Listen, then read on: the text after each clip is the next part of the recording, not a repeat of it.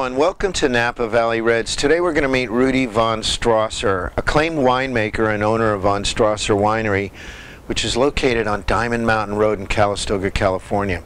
We're going to be talking to Rudy about his special vineyards located on the hilly slopes of Diamond Mountain, named so by the Wapo Indians for all the glass crystals found in the soil. So come along with me for an enjoyable chat with the man that literally put Diamond Mountain on the map. I want to introduce you to Rudy von Strasser, who I consider a modern pioneer here in Napa Valley. And I guess the first question I have is, how did you get into Chateau Lafite Rothschild in Bordeaux? Well, to answer that question, I have to really go back to how I got into the wine business. So I went to California, I got a job at Mondavi Winery, and I learned to make wine. And I was supposed to go back to New Hampshire, but the fact is I liked California. I found a girlfriend, all kinds of reasons a young guy wants to stay.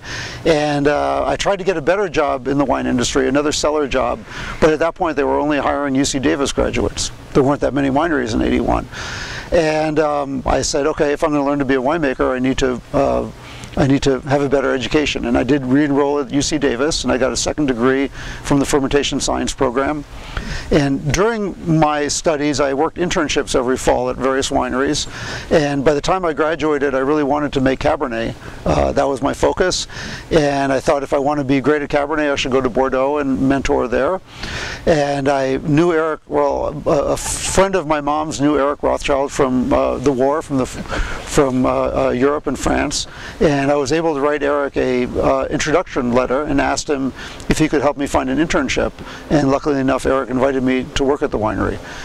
Your efforts to establish Diamond Mountain as a sub-appellation, a district in Napa Valley, was quite a feat. What inspired you to do that? There were, at the time when I bought the property, about 5 or 6 people on Diamond Mountain making wine, and every one of them was trying different ways to get the words Diamond Mountain onto their label. And because we were not an official appellation, you just couldn't list it as an appellation. So people were putting it in their brand name, they were putting it in their vineyard names. There were all kinds of trademark issues and problems that everyone was running into. And I quickly realized that, hey, we are an appellation. Everybody in the wine world knows of us as an appellation, and all we need to do is petition and get this. So I put together a group of people, and I started from within the center of the appellation. In other words, the wineries that would definitely be in no matter where the boundary was drawn. And we had meetings, and as we proposed potential boundaries, we would include more people that fell within those boundaries. And the goal really was to have it a group decision, not an individual decision.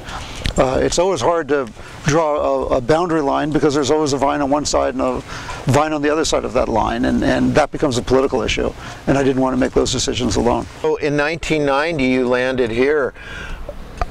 Obviously the vineyards here in Diamond Mountain are a big boost in making a great wine, but what did you envision in planting Cabernet here?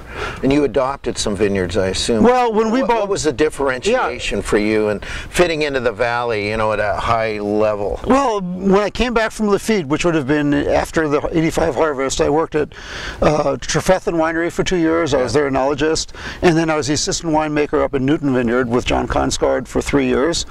And I just gotten married in '89, and my wife and I were looking for a house and a small vineyard. And you know, we're very lucky because there was a recession, much like now. At that point, and property values were low.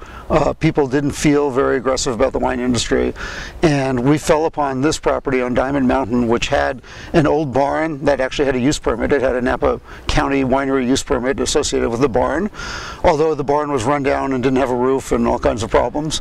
It had an old vineyard, and the wine from that vineyard had been bottled as a single vineyard bottling for many years. Originally it was called Roddis Cellars, R-O-D-D-I-S, and Bill Roddis had Andrei Chelichev make his wine.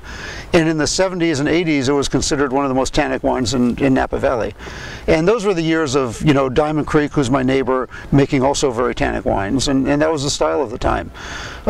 When the property came on the market, my wife and I looked at it and were able to taste the old bottlings all the way back to the early Roddis days, and we really felt that it had the potential of making a world-class Cabernet. When you started this winery, you really had no business experience. You know, what was your biggest challenge? Well, my biggest fear was whether I could run a business. I knew I could make great wine. I'd been doing it for over 10 years at that point. The question was whether I could also run a great business and, you know, create a label, create a story, create a marketing plan, go out and make friends with people out there. I'd never really had any sales experience, and that was really my biggest fear, and luckily I was proven right that I could do it. Tell us a little bit about your barrel strategy. I'm actually a big fan in not having too much oak, not having too much alcohol, not having too much extract. And I'll tell you why. Right now I make 7 different Cabernets from Diamond Mountain. And they're all single vineyard bottlings. In the red stripe, this particular one is the Post Vineyard. In the red stripe is the name of the vineyard. This one that we're drinking right now is the Sorry-Brico Vineyard.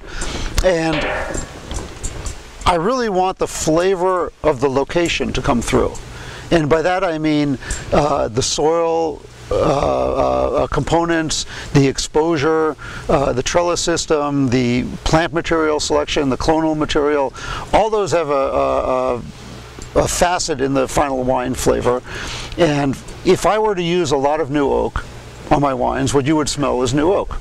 If I were to use American oak like some wineries do, you would smell a wine heavily dominated by American oak. If I had a lot of extract or a lot of alcohol, that's what you would smell. You wouldn't be able to smell the nuances that the terroir, that the vineyard gives it. And I really want you to see the differences that are expressed in Diamond Mountain and not the von Strasser style. I was introduced to you by my friend Jeff Wohler.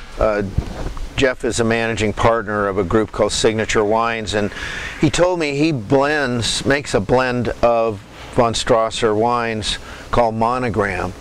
I understand you have a program called Crush of Friends. It sounds similar to me. Can you tell us a little bit about that program? Yeah.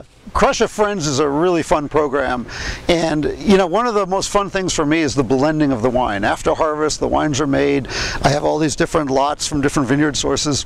The most exciting part of winemaking really comes down to the blending, because during the harvest we ferment each individual lot, each individual vineyard site, and about 3 or 4 months later we're able to evaluate that wine and see what kind of quality we get from it.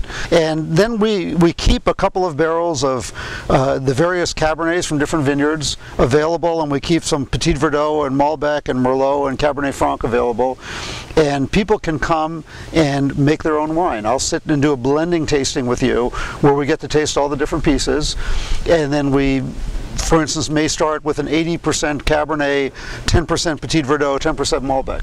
And we'll try that, and you as the client may feel that's too tannic. I want something softer. So then we'll either use a softer Cabernet lot or maybe replace either the Petit Verdot or the Malbec with Merlot. That's great. We may want to make it a little more tannic or a little more aromatic. And throughout the course of a morning, we create a wine that you love, that's really an expression of what you want out of a wine. How might some of our viewers obtain your wine? What are different ways?